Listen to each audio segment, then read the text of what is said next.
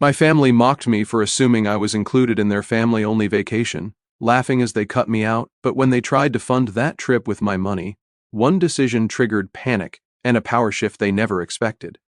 I, 26, female, have spent the last 5 years thinking I was finally building a real relationship with my parents and siblings, after being the family scapegoat my entire childhood. Turns out I was just their ATM with legs. Let me give you some background first. Growing up, I was always the odd one out in my family. My parents, David and Linda, both in their early 60s now, have always been obsessed with appearances and social status. My older sister, Monica, 29, and younger brother, Jake, 24, were the golden children who could do no wrong. Monica was the popular cheerleader who married her high school sweetheart right after college. Jake was the star athlete who got a full scholarship to play football. Then there was me. I was the quiet kid who preferred books to parties, who got straight A's. But somehow that was never as impressive as Monica's social achievements or Jake's sports trophies. I remember my parents missing my honor roll ceremonies because they conflicted with Jake's games, or how they'd spend thousands on Monica's pageant dresses while telling me I didn't need new clothes because I was just going to the library anyway. I have vivid memories of sitting alone at my 8th grade science fair, watching other kids' parents take pictures and celebrate their children's projects, while mine were at Jake's baseball tournament 2 hours away. My project on renewable energy sources won first place, but I had to carry the trophy home by myself on the bus. When I showed it to my parents that night, Dad barely looked up from Jake's game highlights on his phone. "That's nice, honey," Mom said absently while doing Monica's laundry. "Put it on your dresser." The patterns were everywhere once you knew to look for them. Monica got a brand new car for her 16th birthday, a red Honda Civic that she immediately covered in cheerleader stickers. Jake got Dad's old truck when he turned 16. Freshly detailed and with new tires. When my birthday came around, they handed me a bus pass and told me public transportation would build character. Monica's room was redecorated twice during high school because she kept changing her mind about the color scheme. Jake's room got a complete makeover when he made varsity football, complete with a new sound system and a mini fridge. My room stayed exactly the same from age 10 until I moved out. Same faded pink walls I'd outgrown, same hand-me-down furniture from garage sales. The Christmas mornings were particularly brutal. Monica and Jake would have piles of presents, name-brand clothes, electronics, games, jewelry. I'd get a few books from the discount bin and maybe a generic sweater. One year I counted. Monica got 17 presents, Jake got 15, and I got 4. When I pointed this out, Mom said, "It's not about the number, it's about the thought that counts." But apparently the thought that counted was that I didn't count. During my graduation speech, I looked out into the audience hoping to see my family cheering for me. They were there technically, but Dad was on his phone the entire time and Mom was whispering to Monica about something. Jake had earbuds in and was clearly not listening. After the ceremony, while other families were taking photos and celebrating, mine was already talking about leaving because they wanted to beat traffic. We didn't go out to dinner, we didn't celebrate, we just went home, and they immediately started making plans for Jake's graduation party the following year. College was my escape. I got a full academic scholarship to study computer science at a state school about 3 hours away. For the first time in my life, I was around people who valued intelligence and hard work. I thrived there, made real friends, and discovered I had a talent for coding that could actually make me money. While my siblings were living it up on my parents' dime, Monica got her dream wedding funded entirely by them. Jake had his college expenses covered despite his scholarship. I was working part-time jobs and coding freelance projects to pay for anything my scholarship didn't cover. Not once did my parents offer to help with my living expenses, textbooks, or even basic necessities. After graduation, I landed a job at a tech startup that paid well, really well. I started as a junior developer making $45,000 a year, which was more than I'd ever dreamed of having. But I was good at my job, really good. I had a natural talent for solving complex coding problems and I worked harder than anyone else in the office. Within 6 months, I got my first promotion. Within a year, I was leading a small team. By the end of my second year, I was making $80,000 and had stock options that were actually worth something. The startup got acquired by a larger tech company during my third year, and my stock options suddenly became very valuable. Combined with my new salary of $120,000, I was making more money than both my parents combined. For someone who'd grown up being told she wasn't worth investing in, it was surreal. But here's where I made my biggest mistake. I started helping them financially. It started small. Dad's truck needed repairs and they were a little short that month, $500. Just until the next paycheck, he promised. You know I'm good for it. Then Monica's husband lost his job and they couldn't make their mortgage payment, $2,000. We'll pay you back as soon as he finds something new, she swore, tears in her eyes. Jake needed money for a security deposit on an apartment after college, $1,500. I'll pay you back in 6 months when I get my first bonus, he assured me. The requests kept coming. Mom's car needed new tires, $800. Monica's kids needed dental work not covered by insurance, $1,200. Dad's blood pressure medication wasn't covered under their new insurance plan, $300 a month. Jake's car got repossessed, and he needed money for a down payment on a used one, $2,500. Every time they promised to pay me back, every time they had an excuse for why they couldn't. Dad's hours got cut at work. Monica's husband's new job paid less than his old one. Jake's commission-based job wasn't bringing in as much as expected. Mom needed surgery, and they had to pay the deductible. But they started treating me differently. Suddenly, I was invited to family dinners again. They'd call me just to check in.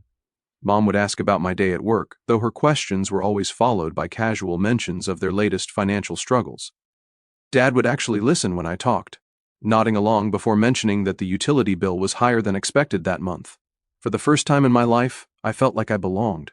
I was so desperate for their acceptance that I didn't see what was really happening. The phone calls weren't about caring for me. They were fishing expeditions to gauge my mood and financial situation before making their next request. The family dinners weren't about including me. They were opportunities to remind me how much they were struggling and how much I could help. The interest in my work wasn't about being proud of my success. It was about calculating how much I could afford to give them.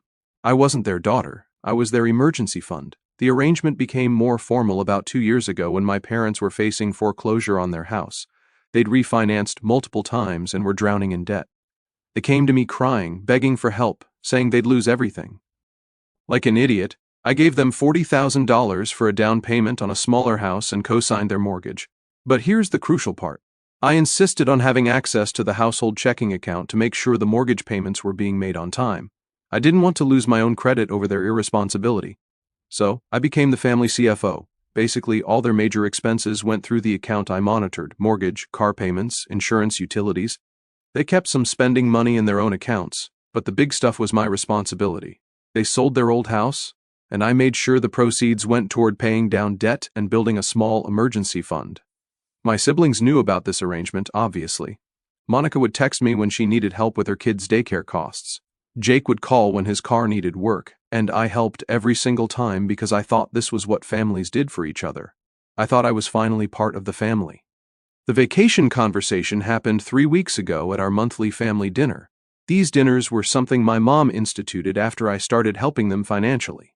Family time is so important, she'd say, conveniently forgetting that family time hadn't been important for the first 24 years of my life. We were sitting around their dining room table, the one I'd helped them buy for their new house. When Dad started talking about summer vacation plans, he was excited, gesturing with his hands the way he does when he's had a couple of beers.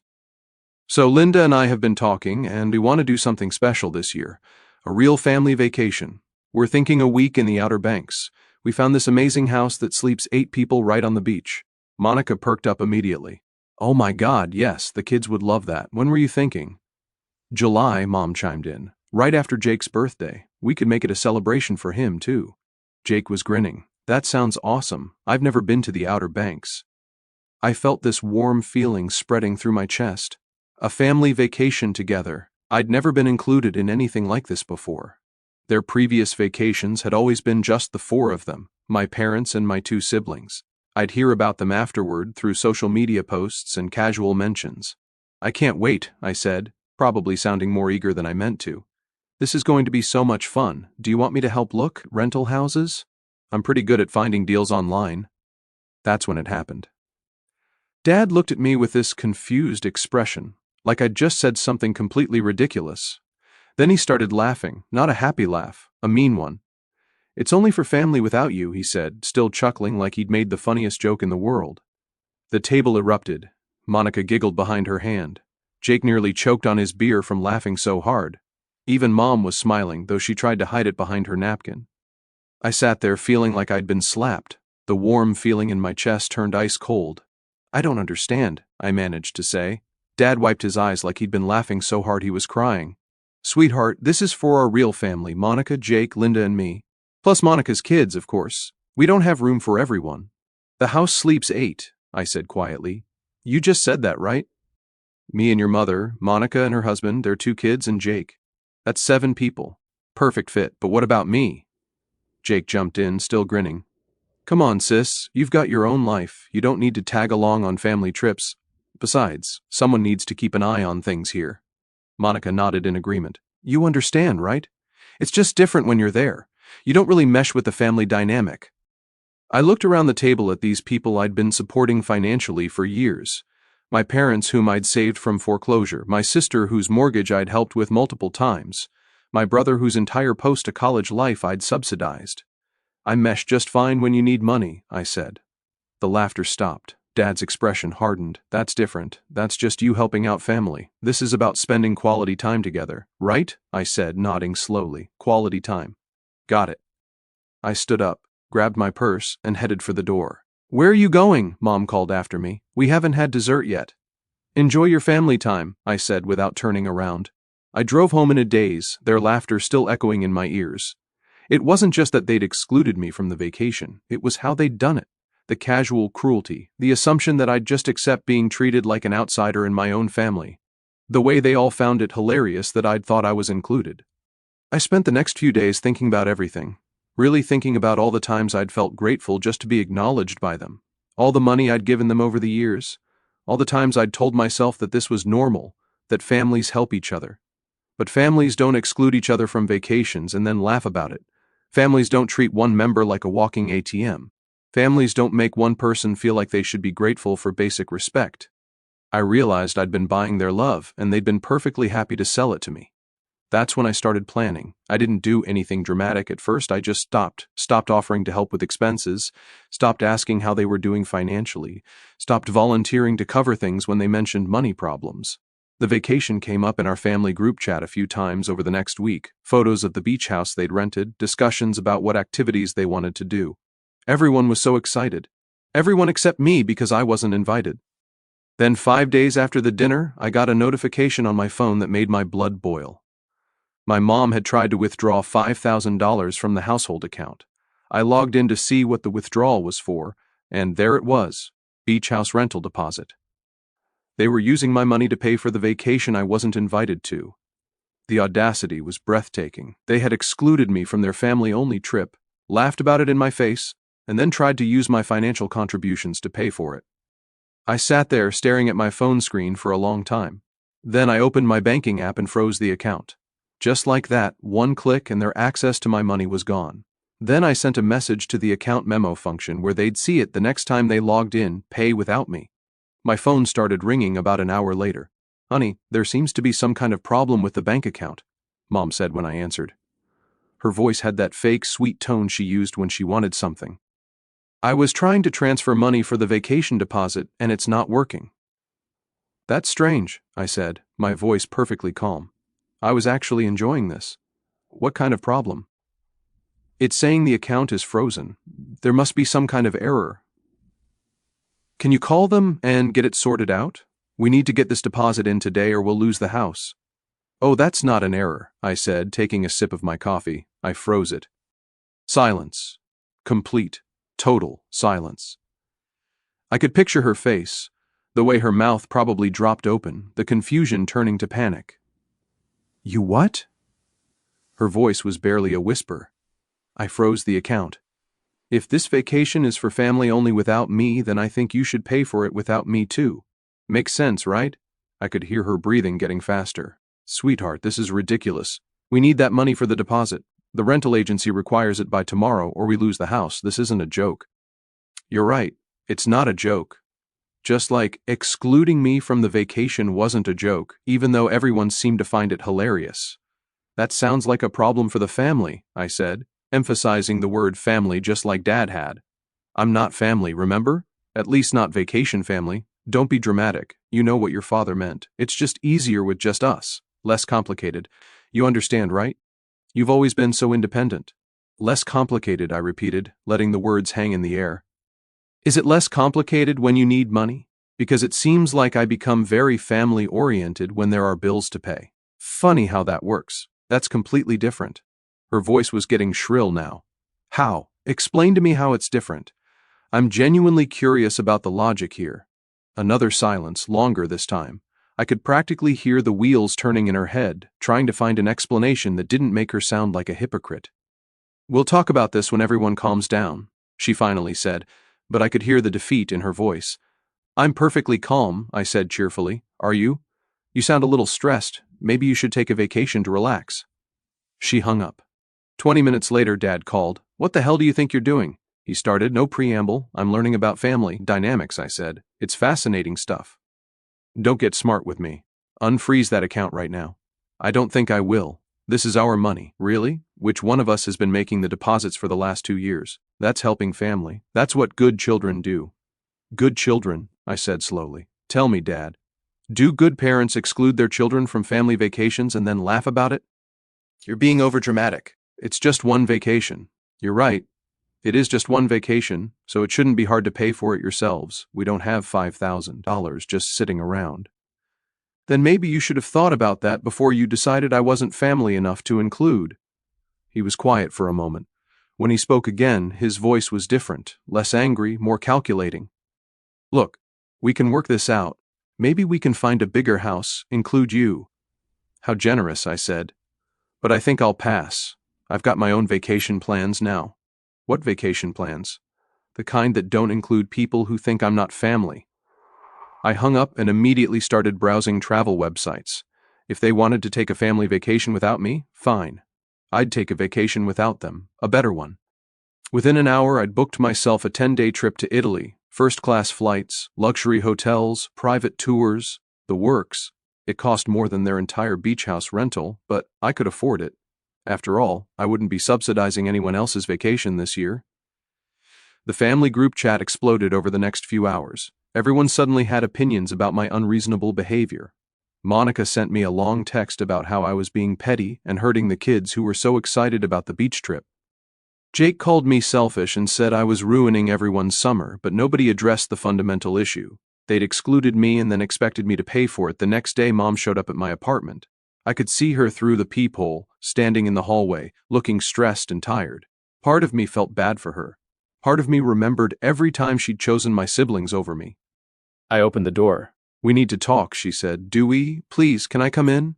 I stepped aside and let her into my living room. She looked around at my apartment, the one I'd furnished with my own money, decorated with my own taste, built into a home that was entirely mine. This is nice, she said quietly. I don't think I've ever really looked around before. You've never been here before, I pointed out. She flinched. We've been busy. She sat down on my couch without being invited. Honey, I think there's been a misunderstanding. What kind of misunderstanding about the vacation? We didn't mean to hurt your feelings. You didn't mean to exclude me from a family vacation and then laugh when I thought I was included. It wasn't like that. What was it like? She struggled for words. It's just Monica's kids are so young and Jake is still figuring out his life. Your father and I thought it would be nice to have some time with just them. And what am I? You're independent, successful. You don't need us the way they do. So because I'm successful, I don't get to be part of the family? That's not what I said. It's what you meant. She was quiet for a long time. Then, will you unfreeze the account? No. We'll lose the deposit. We'll lose the whole vacation. That's unfortunate. The kids are so excited. Monica's already told them about the beach. Then Monica should figure out how to pay for it. She can't afford it. None of us can. That's why we need your help. And there it was, the truth. They needed my help with money, but they didn't want my presence. I was an ATM, not a daughter. Here's what I don't understand, I said. If you can't afford this vacation without my money, why didn't you include me in the planning? Why didn't anyone think, hey, maybe we should invite the person who's paying for this? We didn't think of it that way. How did you think of it? We thought you'd be happy to help. You always are. I'm happy to help family, I said, but apparently I'm not family when it comes to actually enjoying the things I pay for. She started crying then, real tears, not the manipulative kind she used to use when I was a kid. We messed up, she said. I know we messed up, but we can fix this. We can include you. A pity invite because you need my money? No, because you're our daughter. When? I asked. When am I your daughter? When you need money. Because that seems to be the only time any of you remember I exist. That's not true. When was the last time one of you called me just to talk? Not because you needed something, not because there was a family dinner I was expected to attend, but just because you wanted to hear my voice. She couldn't answer. When was the last time you asked about my life, my job, my friends, my hobbies, anything about me that doesn't involve my bank account? Still nothing. When was the last time you said you were proud of me? Not grateful for my financial help, but actually proud of what I've accomplished. Her tears were coming harder now. I thought so, I said. We can change, she whispered. We can do better. Maybe you can. But I don't think I want to find out. What does that mean? I sat down across from her. It means I'm done. I'm done being your emergency fund. I'm done being the family member you only call when you need something. I'm done pretending that what we have is a normal family relationship. We're your family. Are you? Because families include each other. Families care about each other as people, not just as resources. Families don't laugh when someone feels excluded. So what are you saying? You're cutting us off completely? I'm saying I'm going to start treating you the way you treat me, as people who exist only when convenient. She cried for a few more minutes. I didn't comfort her.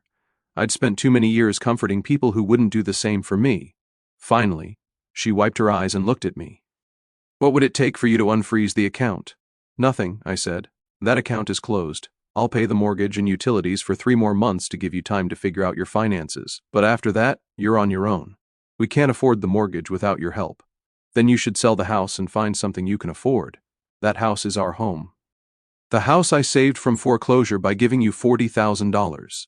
The house where I was told I'm not family enough for vacation inclusion. That house? She stared at me. Find a smaller place, I said. Get roommates. Ask Monica and Jake to help out. Figure it out like adults. This is all because of one comment about the vacation. This is because of 26 years of comments like that. The vacation was just the last one. She left soon after, promising that the family would make this right. I didn't believe her, but I was curious to see what they'd come up with. The answer was a group intervention. 2 days later, my entire family showed up at my apartment. All of them. Mom, Dad, Monica, her husband, even Jake. They stood in my hallway like some kind of twisted greeting committee. We need to talk, Dad announced. All of you at once? How efficient. Can we come in? Monica asked. I don't think my living room is big enough for people who don't consider me family.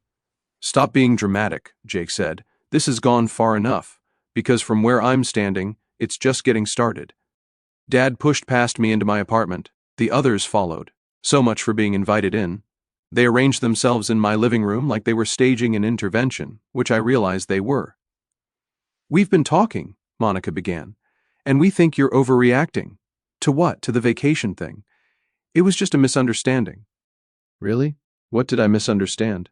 Dad was joking when he said it was family only. Jake said, you know how he is. He has a weird sense of humor. I looked at Dad. Were you joking? He looked uncomfortable. Maybe I could have phrased it better. That's not what I asked. Were you joking when you said the vacation was for family only without me? Long pause. No, so not a joke. A deliberate exclusion. We thought you'd be happier staying home, Mom said quickly. You're always so busy with work and beach vacations aren't really your thing. How would you know what my thing is? We know you, Monica said. Do you? It's my favorite color. Silence. What's my favorite food? More silence. When's my birthday? Jake started to answer, then stopped. October 15th, I said. Same day as yours, Jake. We're twins, remember? Though I guess I can understand why you'd forget since you never acknowledge it. That's not fair, he said. What's not fair is finding out your family planned a vacation, excluded you, laughed about it, and then tried to use your money to pay for it. We weren't using your money, Dad protested. That's the household account funded entirely by me for the last 2 years. You offered to help. I offered to help with necessities, mortgage, utilities, groceries, not luxury vacations I'm not invited to. Monica's husband spoke up for the first time. Look, maybe we can compromise. What if we find a bigger house? Include everyone. And who's paying for this bigger house? He looked around at the others, confused. I thought the account. The account I control because I'm the only one putting money into it. So you'd be paying for your own vacation while they get to decide if I'm worthy of inclusion. How generous of them. The room was quiet for a moment. We want you there, Monica said softly. We really do. Since when? Since always. Then why wasn't I included in the planning? Why did I have to find out about it at dinner? Why did everyone think it was hilarious when I assumed I was invited? No good answers. Here's what I think happened, I continued. You all got so used to me being your financial backup that you forgot I was a person. You planned your perfect family vacation, and it never occurred to any of you to include me because you don't think of me as family. You think of me as a resource. That's not true, Mom protested, but her voice lacked conviction. When's the last time any of you invited me to something that didn't involve me paying for it? They looked at each other. When's the last time you called me just to see how I was doing? More silence. When's the last time you asked about my life, my interests, my goals, anything that wasn't related to money? Jake shifted uncomfortably. We've been meaning to. For how long? 2 years? 5 years? My entire adult life? We're here now, Dad said defensively. Because you need money. If that account hadn't been frozen, would any of you be here? Of course we would. Men, next month? Next year? When was this family bonding session supposed to happen if you didn't need me to unfreeze the account? No answer. That's what I thought. Monica started crying. We're sorry. Okay, we're really sorry. We didn't realize. You didn't realize what? That I have feelings? That being excluded hurts? That paying for everything doesn't make me an employee? We know you're not an employee. Then start treating me like family instead of like a bank. What do you want from us? Dad asked, and I could hear the frustration in his voice. Nothing, I said. That's the point. I don't want anything from you anymore. So that's it. You're just going to cut us off forever because of one vacation? I'm going to cut you off because you've never treated me like I mattered. The vacation was just the moment I finally realized it. They tried for another hour to convince me to change my mind. They promised things would be different. They offered to cancel the vacation entirely. They suggested family therapy, but I was done. I'd spent my whole life trying to earn their love, and they taught me that love isn't something you can buy. It's something you either have or you don't, and they didn't have it for me. After they left, I finished booking my Italy trip. I added some excursions I'd been on the fence about, a cooking class in Tuscany, a private tour of the Vatican, a wine tasting on the Amalfi Coast. I was going to have the best vacation of my life with people who were paid to be nice to me. At least they were honest about the transaction. The family kept trying to contact me over the next few weeks. Text messages, phone calls, even a few more surprise visits. Monica brought her kids once, obviously hoping I'd cave when I saw them, but using children as emotional manipulation just reinforced my decision. 3 weeks later, they lost the beach house deposit. They couldn't come up with the money on their own. Monica posted passive-aggressive social media updates about how some people don't understand the meaning of family. Jake left me a voicemail calling me selfish and saying I'd ruined everyone's summer. I was in Rome when the mortgage payment was due. I kept my promise and made sure it was paid, but I also sent a message to the family group chat. 2 more months, then you're on your own. The responses were immediate and panicked. Monica sent a string of crying emojis followed by, "How could you do this to us?" Jake called me heartless and said I was punishing innocent children for the actions of adults. Dad sent a long message about family loyalty and how disappointed he was in me. Mom tried calling 17 times in a row, but I was sitting in a sidewalk cafe in Trastevere eating the best pasta of my life. And I realized something. I was happy, actually happy. For the first time in years, I wasn't worried about someone else's financial problems. I wasn't trying to earn anyone's approval. I wasn't walking on eggshells around people who were supposed to love me unconditionally. The Italy trip had been everything their beach vacation could never have been. I stayed in a boutique hotel in Rome with a view of the Spanish Steps. I took a cooking class in a Tuscan villa where I learned to make fresh pasta from scratch with a grandmother who spoke no English but somehow communicated more warmth with gestures than my family had in years. I toured the Vatican before it opened to the public, walking through the Sistine Chapel in complete silence with just 5 other people. In Florence, I commissioned a custom leather bag from an artisan who had been making bags for 40 years. In Venice, I took a private gondola ride at sunset and ate gelato while watching the light dance on the canal water. I visited vineyards in Chianti where the owners treated me like family, the real kind of family where you're welcomed and valued just for being there. Every day brought something new and beautiful. I hiked through the Cinque Terre, stopping in each village to try the local specialties. I spent an entire afternoon in the Uffizi Gallery, studying paintings I'd only seen in books. I learned basic Italian from patient waiters and shop owners who smiled when I butchered their language, and not once did anyone make me feel like I didn't belong. Not once did someone laugh when I assumed I was included. Not once did someone treat me like my presence was an inconvenience or my exclusion was amusing. I was just happy. When I got back from Italy, there was a stack of mail waiting for me, bills, junk mail, and a handwritten letter from my mom. The envelope was thick, like she'd written multiple pages, and my address was written in her careful cursive handwriting. The letter was long and rambling, full of apologies and explanations and promises. She talked about how they'd always been proud of me, how they'd never meant to make me feel excluded, how they wanted to rebuild our relationship. She mentioned family therapy, suggested we could all sit down together and work through our issues. She even included photos from my childhood, me at various school events, graduation pictures, a few family photos where I was actually included. But buried in the middle was this line: "We've talked to a financial advisor and he says we might be able to qualify for a loan modification if you co-sign again. It would really help us get back on our feet and show that you forgive us." I threw the letter away without finishing it. 2 months later, I stopped making their mortgage payments. They called me crying, begging, threatening. They said they'd lose the house. They said it was all my fault. They said I was destroying the family. But I'd learned something important. I wasn't responsible for their financial problems. I wasn't responsible for keeping the family together. I wasn't responsible for earning love that should have been freely given. They ended up selling the house and moving into a rental apartment. Monica and her family had to move in with them temporarily. Jake had to get a second job to help with expenses. And you know what? They figured it out. Turns out they could survive without my money. It wasn't easy for them. From what I heard through the family grapevine, the rental apartment was half the size of the house I'd helped them buy. With Monica's family squeezed in there too, tensions were high. Jake had to take a job at a local restaurant in addition to his day job, Working nights and weekends to help cover rent. Monica had to start working part-time at a daycare center, something she'd sworn she'd never do because she wanted to be a stay-at-home mom. Dad had to swallow his pride and ask his employer for overtime hours. Mom started selling crafts at a local farmer's market on weekends, something she'd done as a hobby but now needed for income. Monica's husband finally found steady work, but it required a long commute and paid less than his previous job. The adjustment was hard on everyone. Monica complained on social media about how cramped the apartment was, how the kids had to share a room, how they couldn't afford the activities they used to enjoy. Jake posted passive-aggressive memes about family loyalty and how some people forget where they came from.